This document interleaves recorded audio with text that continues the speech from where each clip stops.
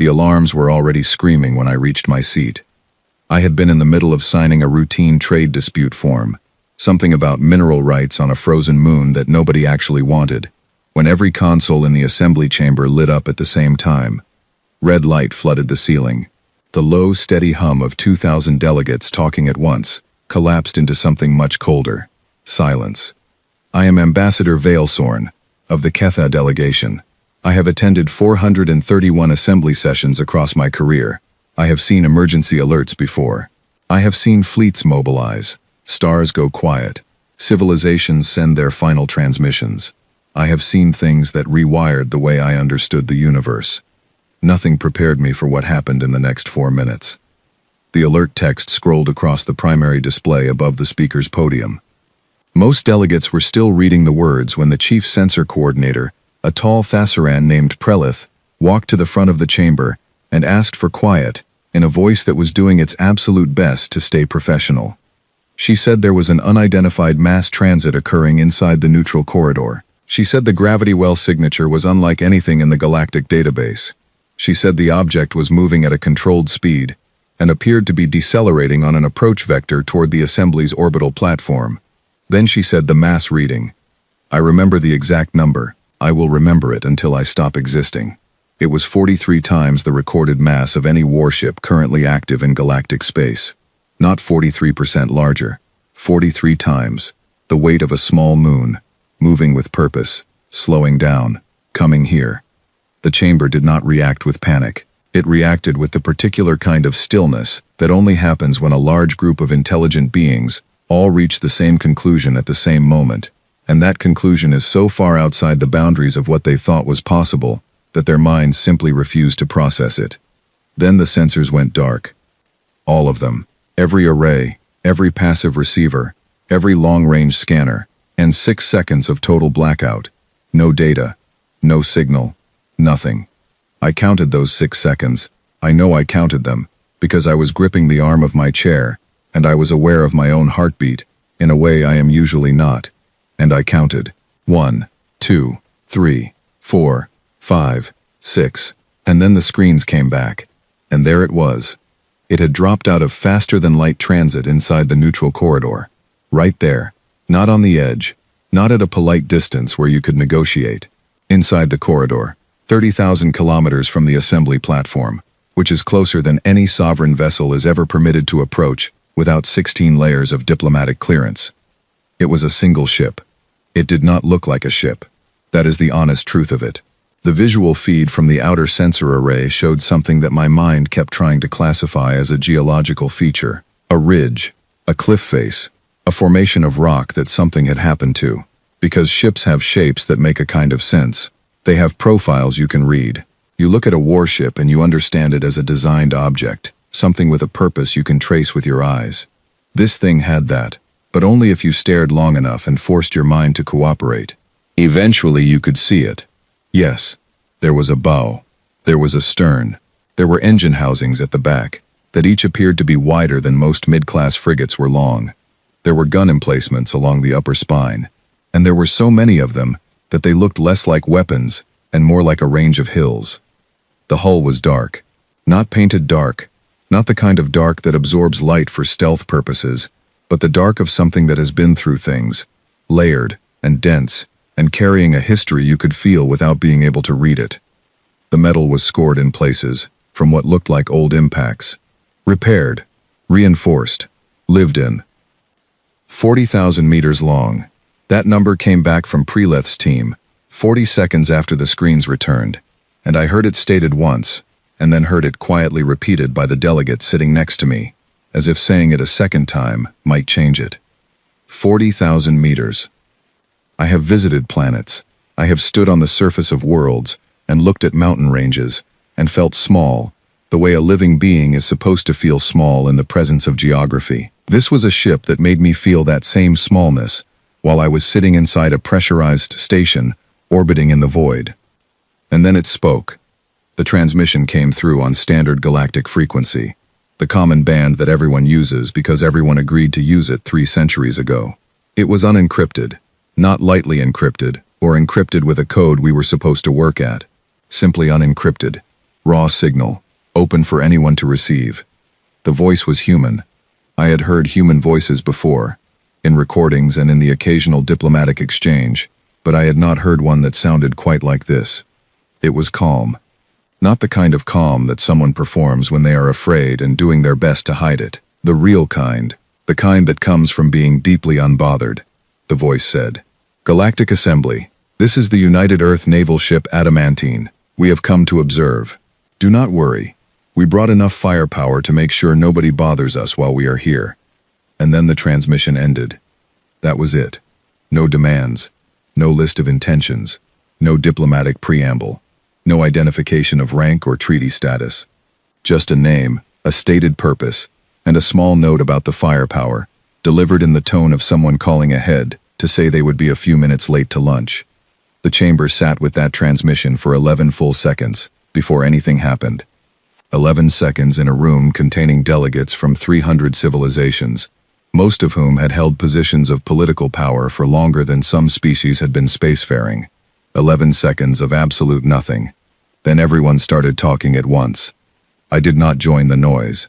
I stayed in my seat and I looked at the visual feed, and I watched the ship just sit there, enormous and still, the way a mountain sits.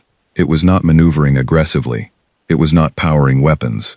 It was simply present, in the way that very large and very confident things are present, occupying space, as if the space had always been meant for it. The floor speaker tried to call for order 3 times before anyone listened. When some version of order finally returned, the first formal motion was from the Dravaki bloc, which wanted to immediately dispatch a fleet response. The Thassaron delegation countered that dispatching a fleet to confront something that outmassed our entire combined force by a factor that made the comparison feel embarrassing was perhaps not the most thoughtful opening move. The human ship, meanwhile, did absolutely nothing. It held position. It did not respond to the 4 separate hailing attempts that the communications team sent in the first 10 minutes. Not because it was ignoring us, we would later understand, because it was waiting for us to finish panicking before it continued the conversation. I kept watching the screen. I kept looking at those gun emplacements along the spine, counting them without meaning to. I kept coming back to one thought that I could not get rid of. They called her the Adamantine. That is a human word. I had learned enough of their language to know it. It means something that cannot be broken, something so hard that the concept of breaking it does not apply. It is also an old word, not a modern technical designation. A word from their ancient history, from a time before they reached space, when they used it to describe substances they believed were indestructible.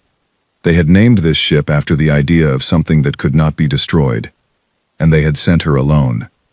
One ship, to the seat of galactic government. One ship, carrying a mass that made our most powerful warships look like ceremonial objects, and they had sent her alone, because one ship was apparently what they felt the situation called for.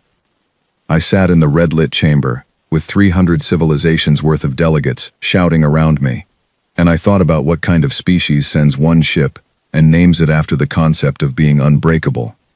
Outside, through the viewport on the far side of the chamber, you could see a piece of the Adamantine's hull, catching the light of the nearest star. It glowed faintly, deep and dark, like something cooling after a great heat.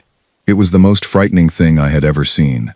It was also, and I would not admit this to anyone for several weeks, the most magnificent. The first sensor reading that came back wrong was the hull density. Preleth's team on the orbital research platform had been running continuous scans since the moment the screens returned, working through every instrument simultaneously, cross-referencing each result as it came in.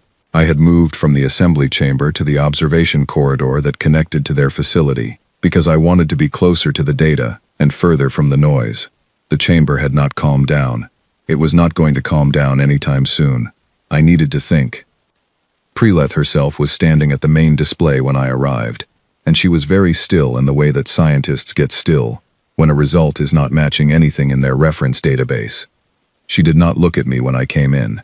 She just said quietly that the hull was absorbing 98% of our active scanner energy. I said I did not understand what that meant. She said it meant that when we sent a scanning pulse at the ship, 98% of it did not come back. The material the hull was made from was taking in almost everything we sent at it and not reflecting it back. which meant our readings were being assembled from the 2% that did return, which was a bit like trying to describe a painting by looking at the shadow it cast on the floor. She said, "What we can tell from the shadow is enough to concern me significantly." The hull thickness, extrapolated from the 2% of data they were working with, was somewhere between 14 and 18 meters in the thinnest sections. The armor plating along the spine was closer to 30. To be clear about what that means in practical terms, the most heavily armored vessel in the Galactic Assembly's combined fleet has hull plating that averages 4 meters at its thickest point. Our best anti-ship weapons are designed to defeat plating of that thickness. The mathematics involved in defeating 30 meters of whatever this material was sat somewhere between difficult and impossible, depending on how optimistic you wanted to be. I asked about the reactor. Prelith pulled up the energy signature on the secondary display and then stood back from it slightly, as if she wanted some distance between herself and the numbers. The adamantine's reactor output, based on the thermal emissions they were able to detect, was producing enough energy to power a mid-sized inhabited star system, not a station, not a fleet base, a star system, the kind with multiple planets and populations and cities that run lights at night. That much energy, contained and directed inside a single ship. The weapons array count was 312 distinct emplacements visible on the surface. Another estimated 40 to 60 were recessed into hull ports that were currently closed. Each individual emplacement was larger than most of the frigates that made up the Assembly's rapid response fleet. I was writing the numbers down by hand in my personal log because I felt that writing them down made them more real and more controllable, even though the act of writing them did not change them at all. Sometimes you need something to do with your hands. Then the junior analyst at the far end of the room said, without looking up from his screen, that he thought there was something unusual about the hull surface texture on the high magnification feed. The room went quiet. Not because that statement was alarming on its own. It was quiet because a room that has already absorbed several rounds of alarming information develops a sensitivity to the next one arriving. Prelith walked to his station. She looked at his screen for a moment. She said, "Put it on the main display, please."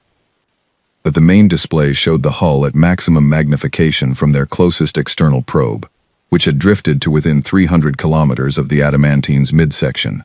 At that magnification, you could see detail, texture, and what you could see, if you looked carefully, and what the junior analyst had noticed before anyone else, were seams. Weld seams. Long, deliberate lines where two pieces of metal had been joined by a process that involved direct heat application and manual filler material. The same basic process that civilizations in their early industrial periods had used to join metal plates together, before they developed more sophisticated fabrication methods.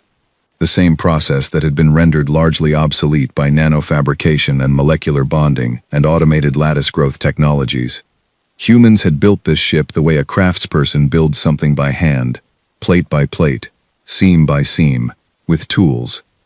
The junior analyst, whose name was Orvin, and who was approximately 90 standard years old, and had been doing sensor analysis for 60 of them, said in a very measured voice that he needed to double-check his methodology, because the alternative was accepting that the most powerful vessel he had ever observed in his career had been constructed using a process his civilization had abandoned as primitive 400 years ago. He checked his methodology. It was fine. The seams were real. I thought about what it meant for a species to choose that method, to have access, presumably, to more efficient technologies, and to look at those technologies and decide instead to weld.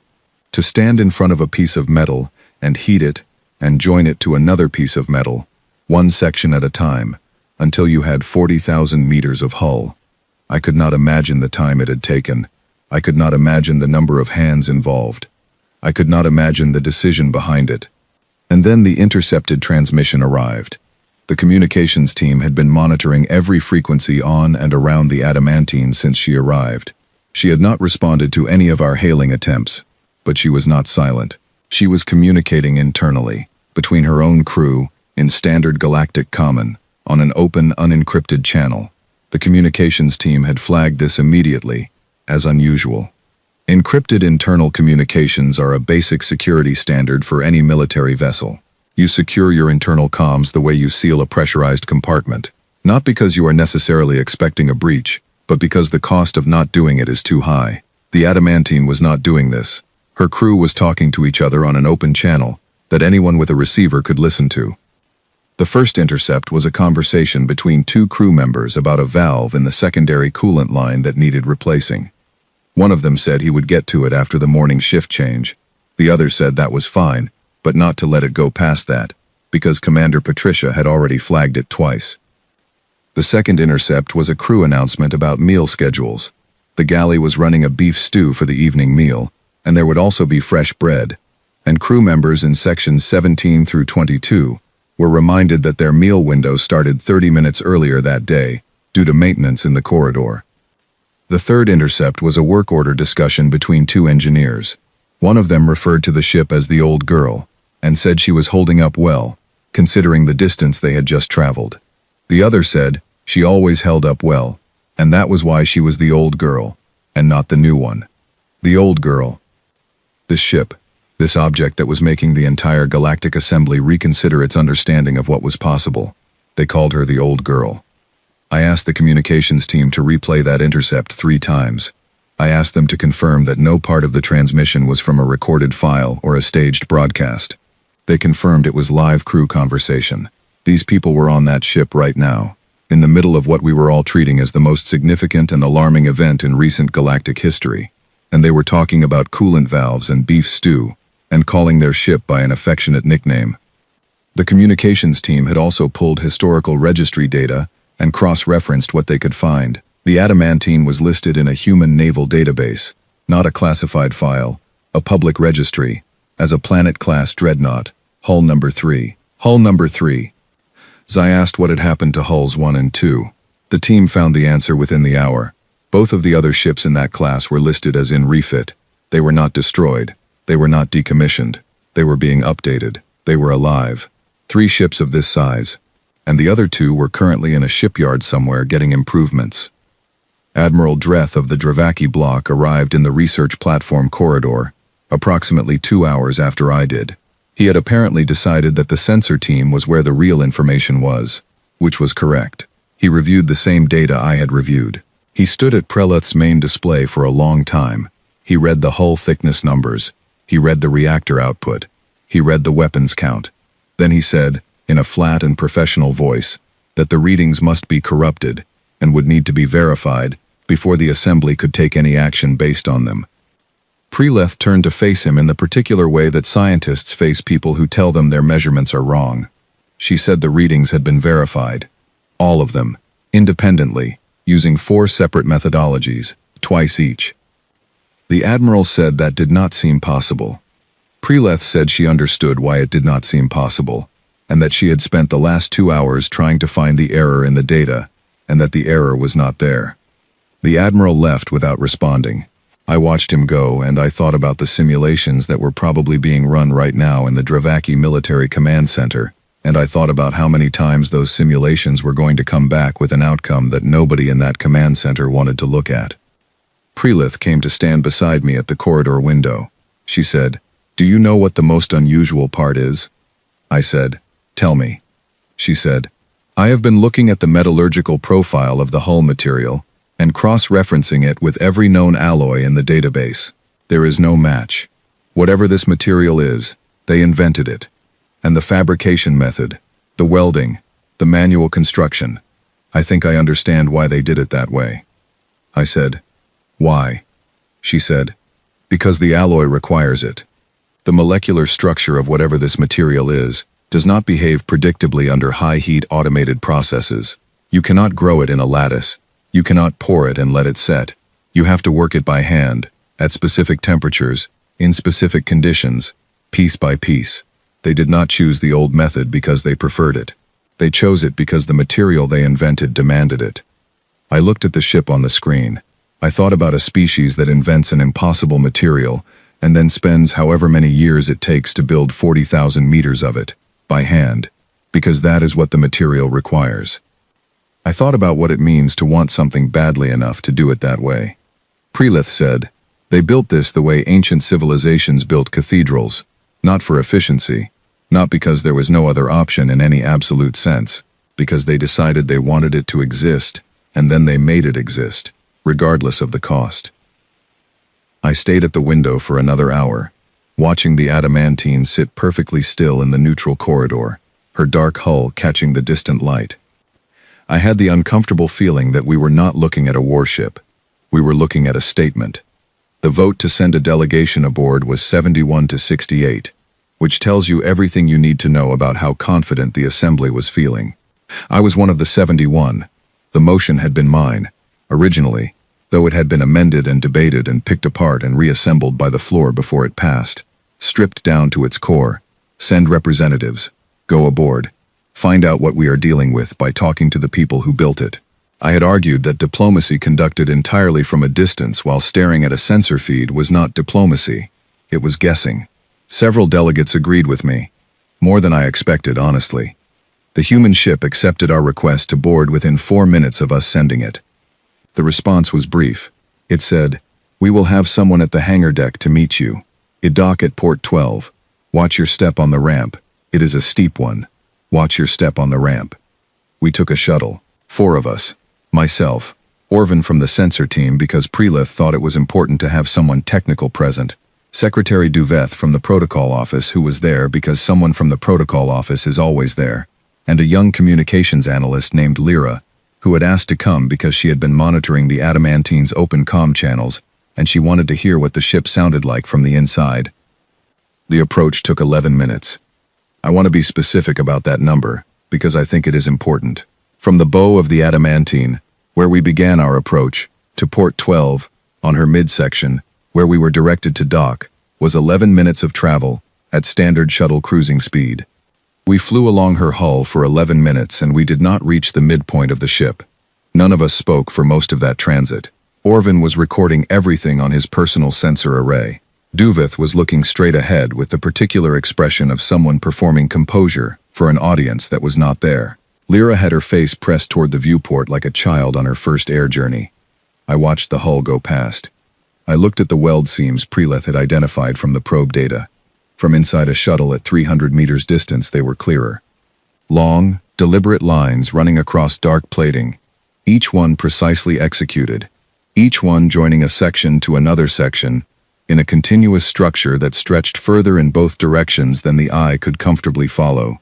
There were repair patches where old impacts had been addressed, and new plating had been laid over the damage. You could tell the repairs from the original hull by a subtle difference in surface texture, a slightly different grain to the metal. This ship had been hit, and she had taken impacts, and she had been repaired, and she was still here. The repairs were not hidden. They were not cosmetically smoothed over to look untouched. They were visible, matter of fact, the way a scar is visible on someone who has stopped feeling the need to explain it. Port 12 was a hangar bay set into the midsection hull, with an approach corridor wide enough to fly 3 of our shuttles side by side without difficulty. The bay itself, once we were inside, was large enough to hold most of the assembly's orbital platform with room to spare on the sides. And it was full, not of weapons or military equipment, or the things you expect to find in the hangar bay of a warship. There were small craft, yes, utility vehicles and maintenance shuttles and transport pods that ranged from modest to considerably larger than our diplomatic shuttle. But there were also crates of what appeared to be agricultural supplies, stacked methodically along one wall. There were workstations where people in worn, practical clothing were doing things to machinery with tools. There was a wall-mounted screen near the entrance to the interior corridors, showing what appeared to be a scheduling board. The people were the first shock. Not because they looked unusual or alarming, because they looked absolutely ordinary. They were moving through the hangar bay with the focused, unhurried manner of people who have work to do and know how to do it, and are not particularly interested in anything else at the moment. Several of them glanced at our shuttle as we came in and landed. A few of them looked curious. None of them stopped what they were doing. We came down the ramp, and yes, it was steep. The warning had been accurate, and stood at the base of it for a moment, waiting. The person who came to meet us was not an admiral. She was not a general, or a diplomat, or anyone in formal dress. She was a human woman who appeared to be somewhere in middle age, with short dark hair, and hands that had engine grease on them, and a cup of something hot in her right hand. She wore a practical jacket with a name patch on the chest that read Griffin, and below it, a designation that translated roughly to Chief Engineering Officer. She said, "Welcome aboard. Sorry about the state of us. We are mid-overhaul on Reactor 4, and the whole midsection smells like coolant right now. You get used to it." She said this without apparent concern, that the midsection of her ship smelling like coolant might be something her guests would find alarming. She seemed to think it was simply contextual information, delivered helpfully. She took us through the interior. I had prepared myself, or thought I had, for the inside of a warship. I had been on warships before. I knew what they looked like. Functional, dense, every surface dedicated to purpose, designed around the work of fighting and enduring. Corridors built for efficient movement, not comfort. Spaces allocated by necessity, not choice. The adamantine was not like that. The first thing we passed was a corridor junction that opened on one side into a space filled with growing things. Not a small decorative installation, a full arboretum. Trees I did not recognize growing under wide-spectrum lights. Plants in organized beds running along the walls. A water feature that moved and caught the light. There were small identification markers in the soil in front of each plant, neatly written by hand. Griffin noticed us looking and said, "Crew needs green." You put 40,000 people in a metal box for long enough, without anything alive in it, and something breaks in a way that is hard to fix. So we made room. 40,000 people. That was the crew complement. 40,000 living beings on this ship, and someone had decided that they needed to see growing things, and had built the space for it. We passed a library, not a data terminal room where you could access files electronically, but a room with physical books on physical shelves, running the length of what appeared to be a significant portion of a deck. Some of the books were clearly very old. Some of them looked like they had been read many times by many hands. We passed what Griffin called the galley annex, a secondary food preparation space attached to one of the main dining halls, where two people were working at an enormous counter producing bread. The smell reached us before we reached the corridor, warm and yeasty, and completely at odds with every expectation I had carried onto this ship. Griffin said, "Baker on for the evening shift. We go through about 300 kilograms of bread a day. People like bread. It's one of those things." Orvin, who had been quiet since we boarded, said very quietly that he had estimated the caloric requirements for 40,000 crew, and that the logistical operation involved in feeding everyone aboard this ship was roughly equivalent to feeding a medium-sized city. Griffin said, "Yes, that is correct. Welcome to my life." Then we turned a corner, and I stopped.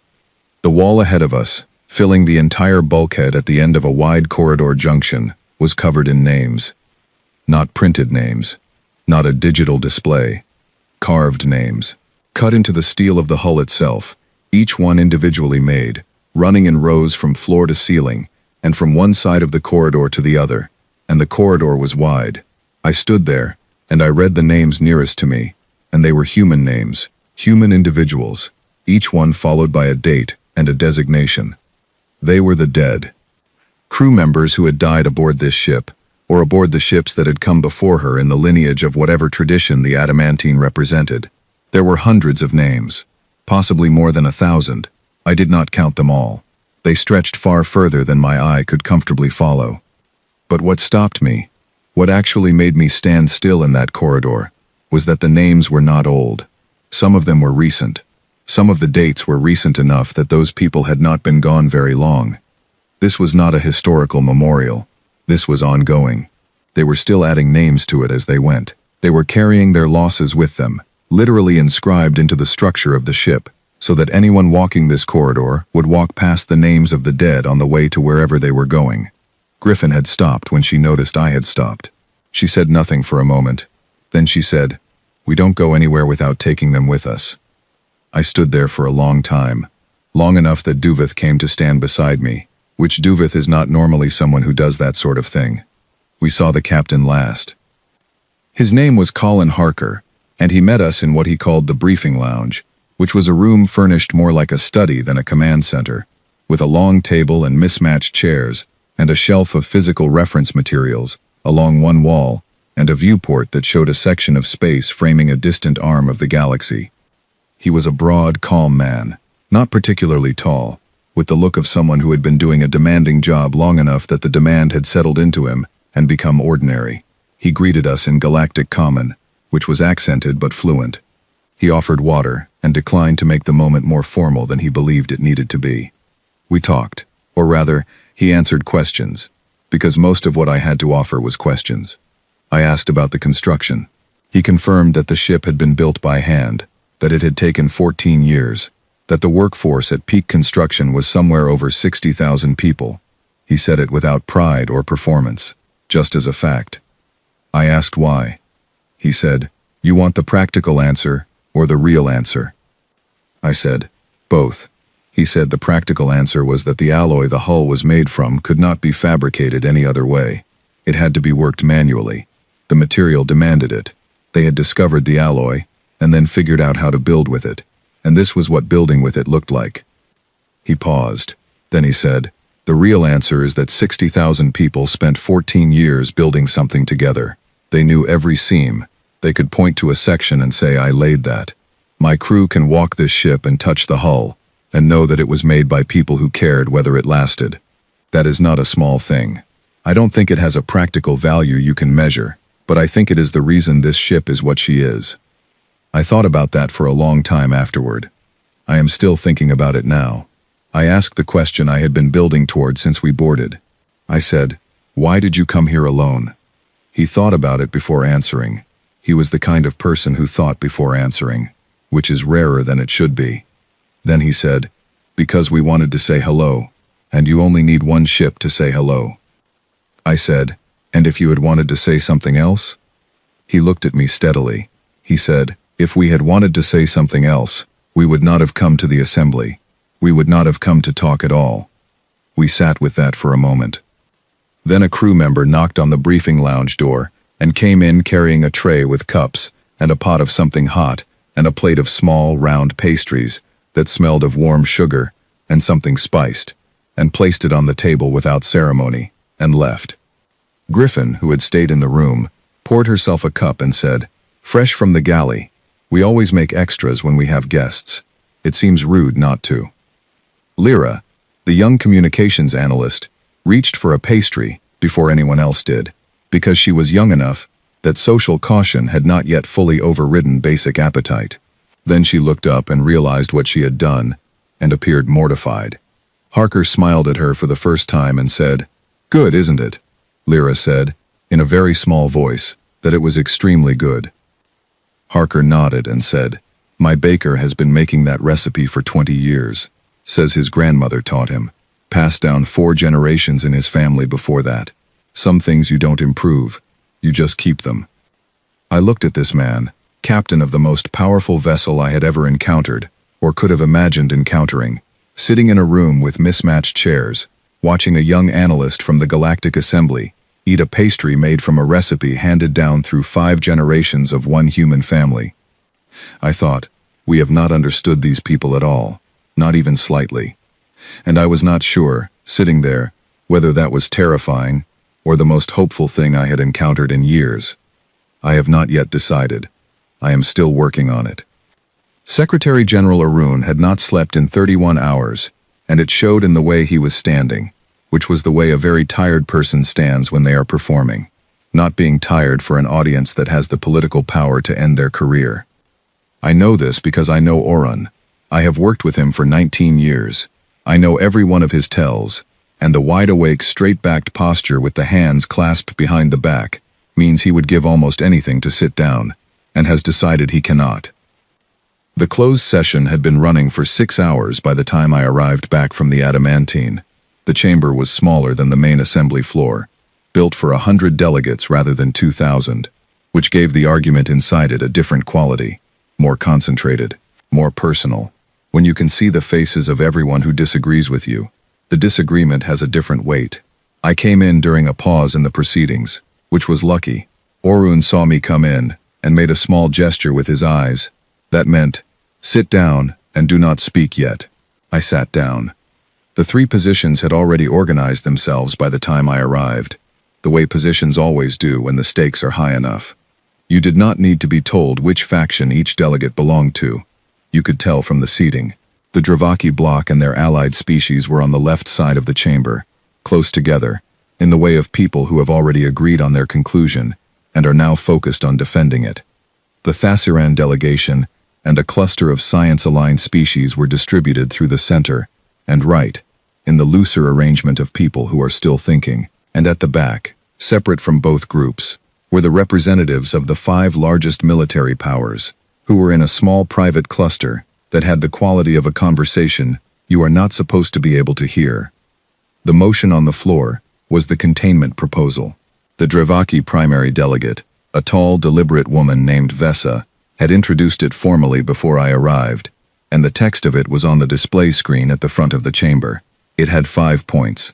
Point 1. All human faster-than-light transit within assembly-adjacent space required advance authorization from the Assembly Council. Point 2. The Assembly would establish a monitoring zone at the boundary of human-controlled space, staffed jointly by Assembly fleet elements. Point 3. The adamantine was to withdraw from the neutral corridor within 48 hours, and was not to return without explicit Assembly invitation. Point 4. Formal diplomatic negotiations with humanity would not begin until points 1 through 3 were agreed to and verified. Point 5. The Assembly would commission a military assessment panel to evaluate long-term strategic options. Long-term strategic options. That was the phrase that was doing work in point 5.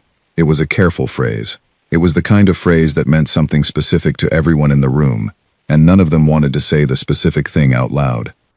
Vesa made her argument clearly, and without apparent emotion, which was her usual style, and which I had always respected, even when I disagreed with her. She said, "We are not afraid of humanity. We are exercising reasonable caution in the face of a significant unknown. Any responsible civilization would do the same. The alternative is to allow an entity of unknown intentions to occupy our space and set the terms of whatever comes next. That is not diplomacy. That is abdication." Several delegates applauded. Not all of them were Dravaki. The counter-argument came from the Thasiran bloc, delivered by a young delegate named Saith, who had been pushing his way into more prominent positions in the Assembly for the last 2 years, and had the sharp, well-prepared quality of someone who had decided this moment was going to matter for his career. He said, "We are proposing to impose restrictions on a species that has already demonstrated, in the last 18 hours, that our restrictions are roughly as relevant to them as suggestions written in water." The adamantine entered the neutral corridor without asking anyone. She parked herself 30,000 kilometers from this platform without asking anyone. She did what she came to do in the way she chose to do it. We are now proposing to respond to this by asking her to please fill out the appropriate forms before arriving next time. I wonder if we should think about whether we are the right party to be writing those forms. There was a reaction to that. Not all of it friendly. The military cluster at the back had been quiet for the first hour. This was unusual. The combined military representatives were not normally quiet in policy discussions, because the combined military had opinions about most things, and the institutional confidence to express them. Their silence had a texture to it that I was reading carefully. When their spokesperson finally spoke, it was Admiral Dreth, which was not a surprise. He had been the loudest voice for the sensor data being corrupted, which meant he had either reconsidered or been overruled by the simulation results, and the expression on his face suggested it had not been a comfortable process either way. He said, "I have authorized a joint tactical assessment. The parameters of that assessment are classified at the highest council level. I will share the summary conclusions with the Secretary General and the floor." The summary conclusions were 3 sentences. The display screen at the front of the chamber went to a restricted access screen, and Orun read the 3 sentences to the floor without editorial comment, as protocol required. The first sentence said that a combined deployment of all available fleet elements from the 5 largest assembly military powers, coordinated perfectly and executed without delay, had a modeled probability of inflicting meaningful damage on the adamantine of less than 8%. The second sentence said that in every modeled engagement scenario, the assembly forces were fully neutralized before the exchange reached the 20-minute mark. The third sentence said, further modeling with increased asset counts produced proportionally similar outcomes. There was a silence after those 3 sentences, a different kind of silence from the one that had followed the transmission from the adamantine the night before. That silence had been shock. This silence was something else.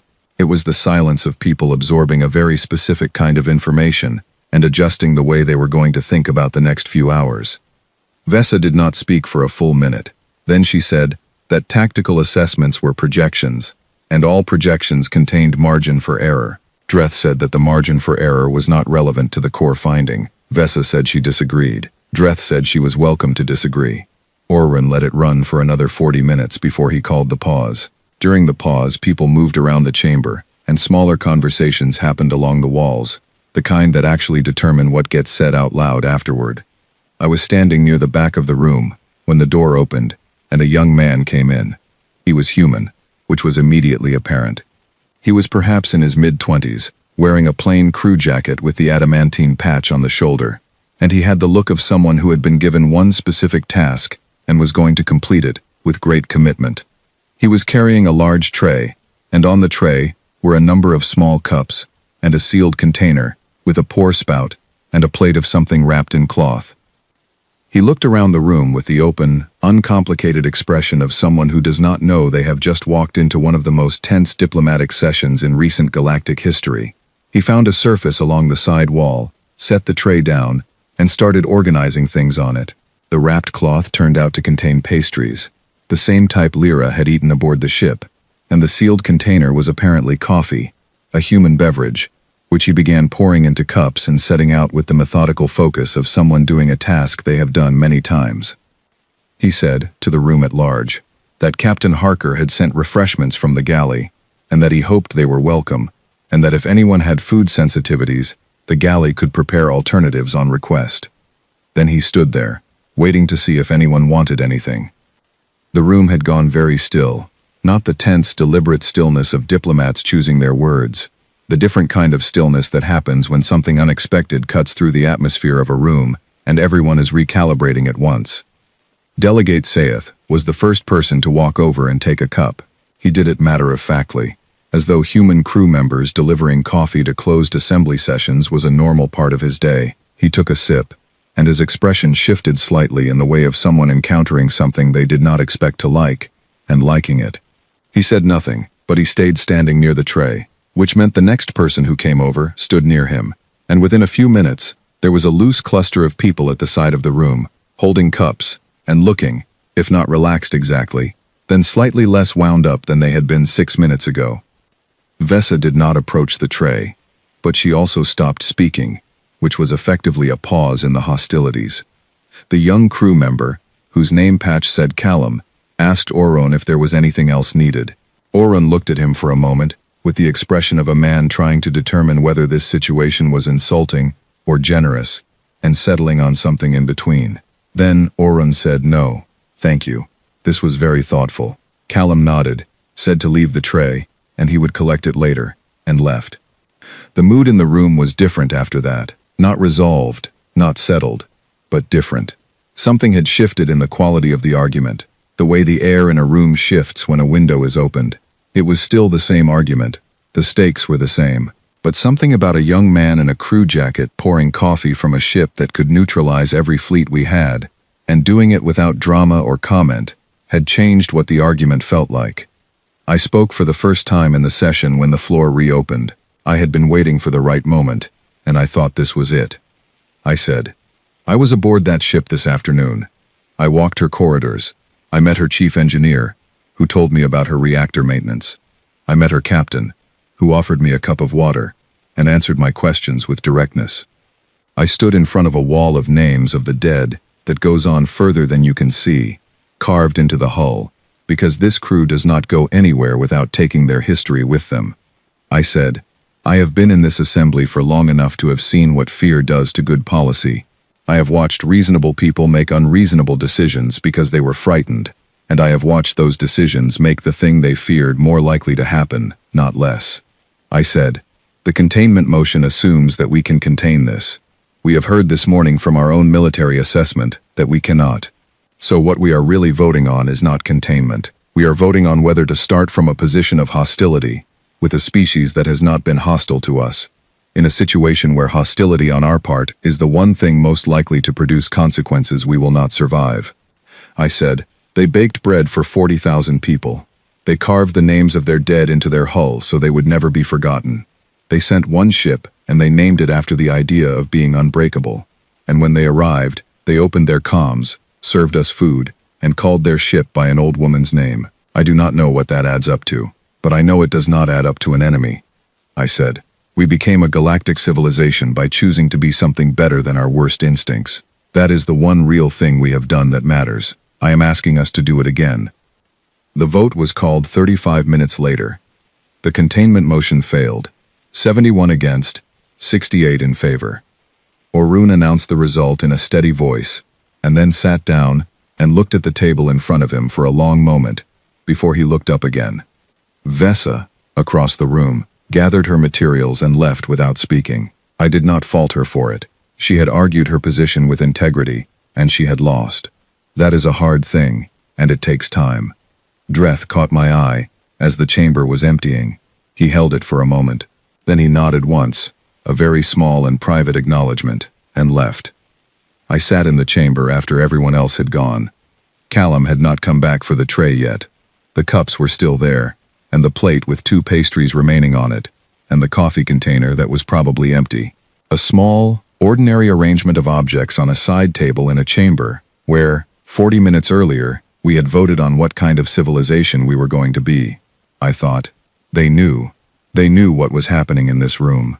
They knew exactly how frightened we were, and they sent a young man with pastries and an open expression, and no apparent awareness that he was walking into anything significant. They gave us something ordinary to look at, right when we needed it most. And it had worked.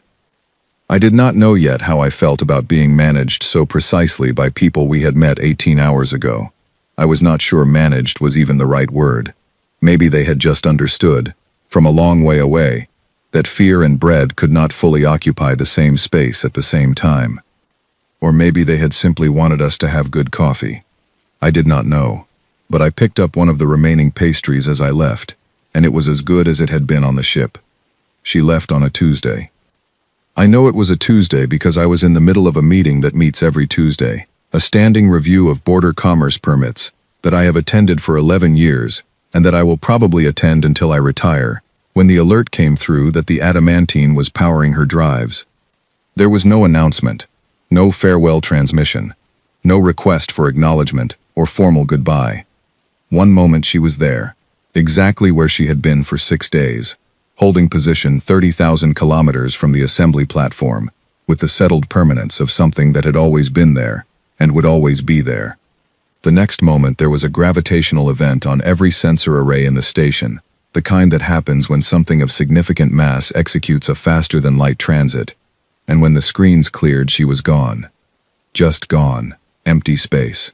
The stars where she had been were the same stars, which was obvious but somehow still felt strange. I had gone to the observation corridor when the alert came through, leaving the commerce permit meeting with a brief apology that I did not elaborate on, and I reached the viewport in time to see the transit flash at the edge of my visual range, a brightness that lasted less than a second, and then nothing. I stood at the viewport for a long time. The thing I remember most is that I felt relieved, and I felt ashamed of feeling relieved at exactly the same moment. Both feelings arrived simultaneously, and they were both real, and they did not cancel each other out. I had spent 6 days telling myself and everyone around me that the Adamantine's presence was not a threat, that the evidence supported calm engagement rather than fear, that the right path was the one I had argued for in the closed session, and I believed all of that. I still believe it.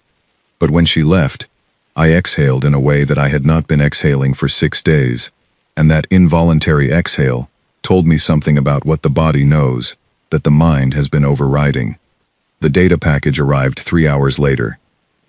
It came on the same open, unencrypted frequency the crew had been using for their internal communications the whole time, which was either deliberate transparency or an indication that they genuinely did not think in terms of information security the way everyone else did.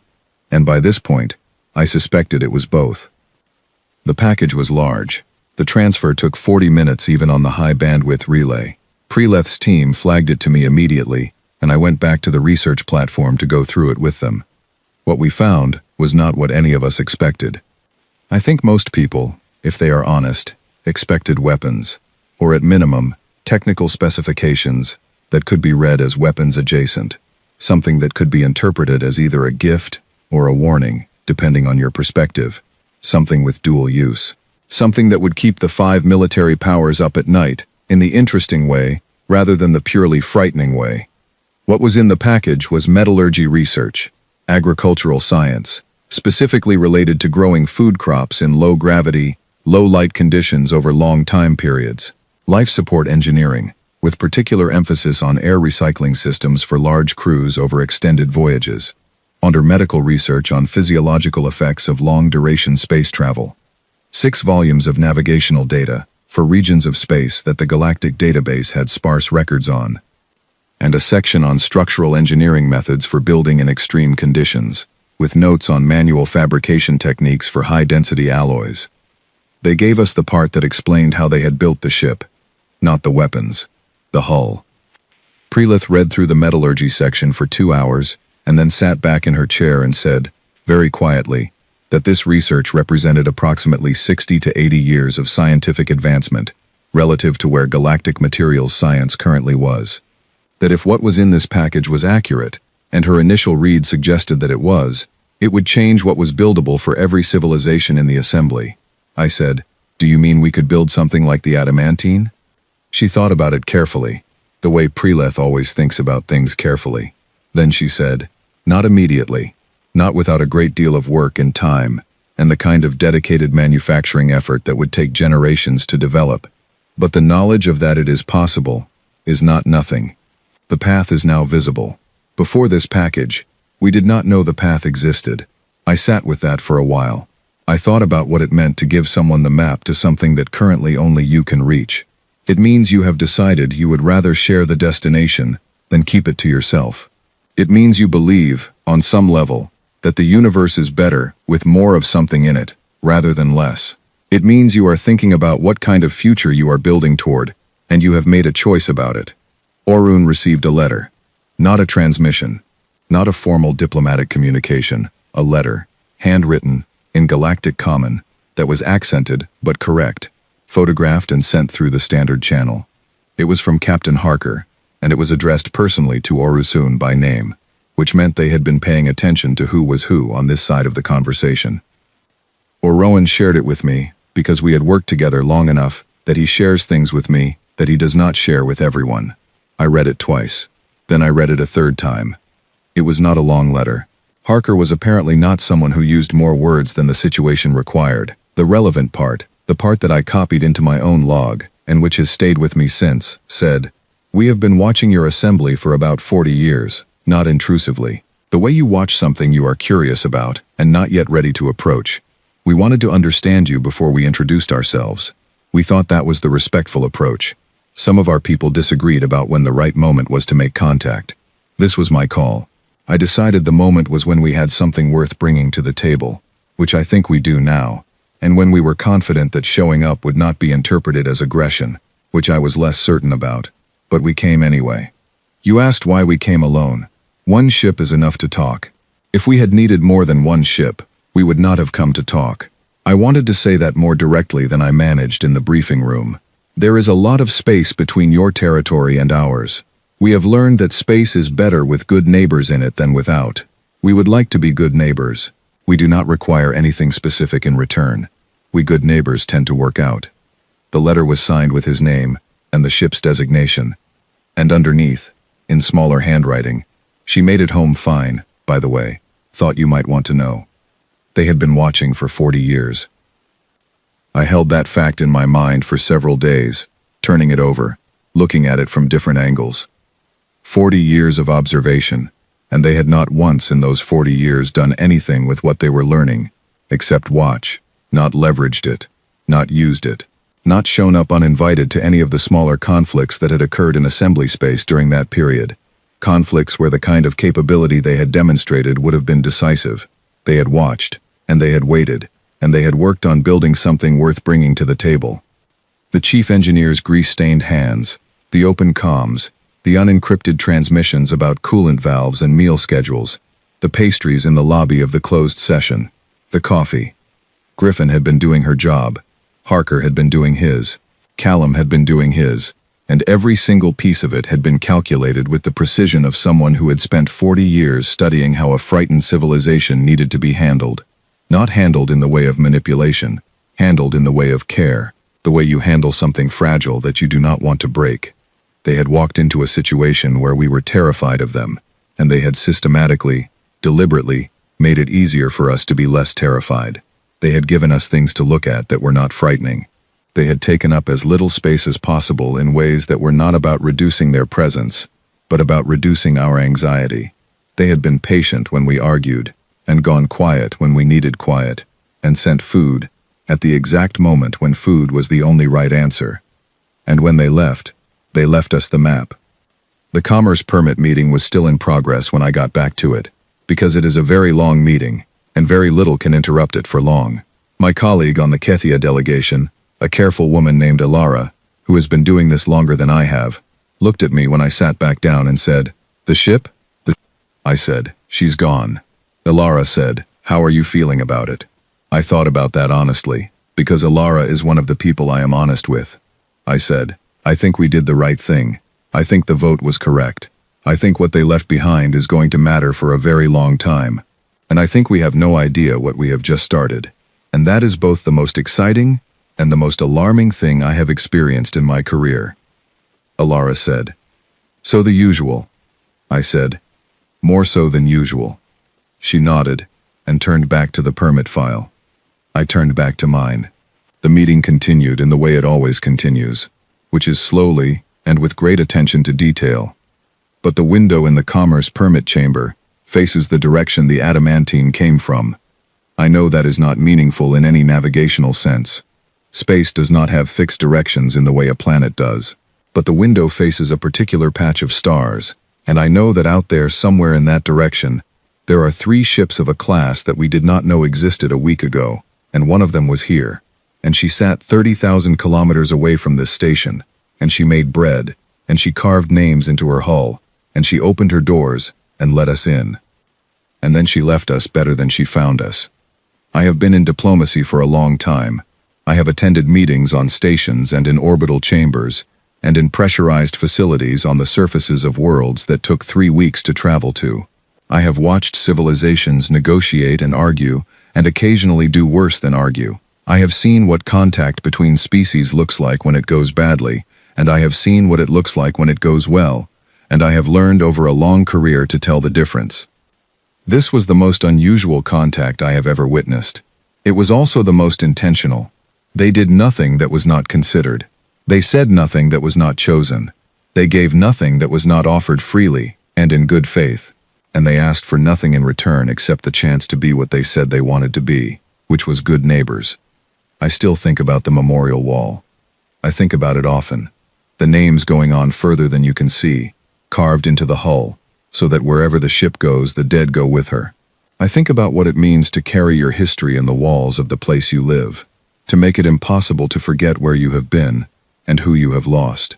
I think about the 14 years it took to build that ship, and the 60,000 people who built her, and the name they gave her, the word that means what cannot be broken.